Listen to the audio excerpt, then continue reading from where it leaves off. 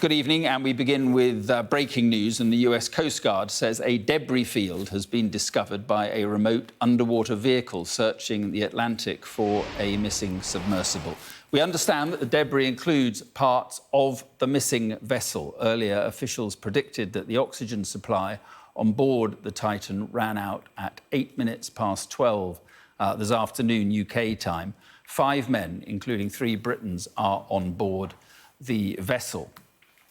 Now, in the last hour, we've been talking to David Mearns, a search and rescue expert, who also knows 2 of the men on board the Titan. And he has been talking to us in the last few minutes about some information, David, that you have. And that seems to suggest, and it's information from out in the Atlantic, and it is information that says that this debris field is it's being relayed from Titan. the ships. So what are you hearing? It's being relayed from the ships to the president of the Explorers Club, who's been across this entire thing for the past several days, that what has been found in terms of debris is the landing frame and also a rear cover. So it means the actual hull hasn't yet been found, but 2 very important parts of the whole system have been discovered, and that would not be found unless it's fragmented. It's come apart. So this picture here we're seeing now, that's the landing frame you're talking about. At the bottom, yes, and it sits on that. It's bolted to that, and that's how it docks itself into the launch and recovery system, and then the back sort of like fishtail shape, that's essentially what we call a fairing. Inside of that will be electronics and all sorts of things, and that's a fairing just to make it smooth. It's a cover that was bolted, but it comes off, relatively easy. So if the fairing is off and the frame is off, well, something very bad has happened to the entire structure. Right. So on the news that we have yet, they haven't found the hull of which the men are inside. But what does it suggest, the information you're getting now, what does it suggest to you that has happened? Something catastrophic.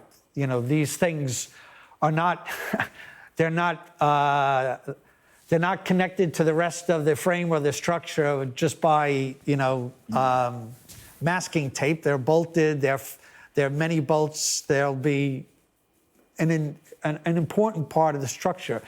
The whole weight of the hull, which is the heaviest bit, is resting on that frame.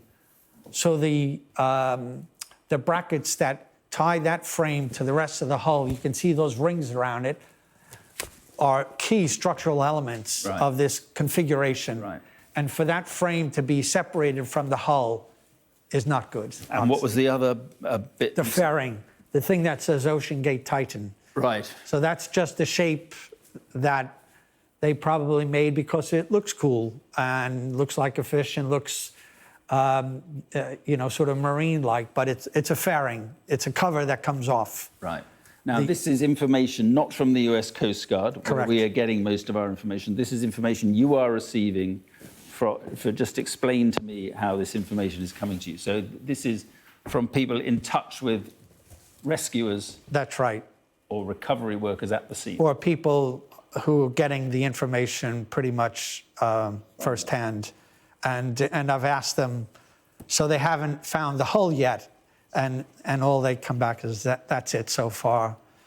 So, again,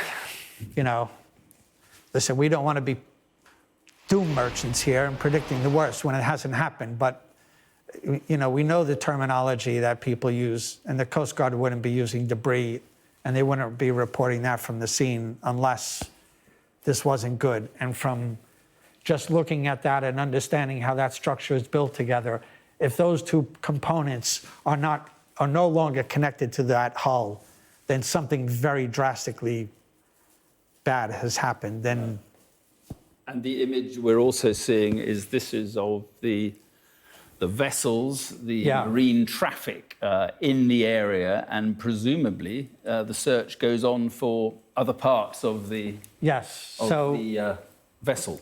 the four, right where it says RMS Titanic, those four blue dots, those are the four key ships. Two of them are diving with 6,000-meter ROVs. That is the Horizon Arctic, and that had the ROV that apparently found it, the Ulysses. So the arrival of these ROVs Today. is what has, today, Yes. and they went down this morning. This is what has changed things. That's right. That's right. And they weren't on scene till today. The previous ships, and this is what was quite frustrating yesterday, two other ships had ROVs on board, but despite what we were hearing from the Coast Guard briefing, I don't believe they ever reached the bottom. They were never searching on the bottom. And they were also searching about 2.5 miles to the east of this location. Where they were focused were on these apparent tappings. Well, now we know that that wasn't real. That was spurious. And today, when the true deep diving ROVs arrived, the 6,000-meter ones, on board the French vessel Atalante and also on the Horizon Arctic, they all centered on Titanic. And that told me that they had gone to a new location. They had given up on this position where they thought they had heard tapping. They're now going to the most likely location. When these subs dive, these tourist dives, almost anybody who comes on Titanic, what they want to do, the classic Titanic experience is to come up on the bow. So you start from outside of the debris field, you dive down, and then you approach the bow and you come up to the pointy end of it. And it gives you that thrill of seeing the bow of Titanic, which is the best looking part of it. It's also the safest way to approach the wreck because you're not going through this field of wreckage. You're coming up to the biggest part of the ship.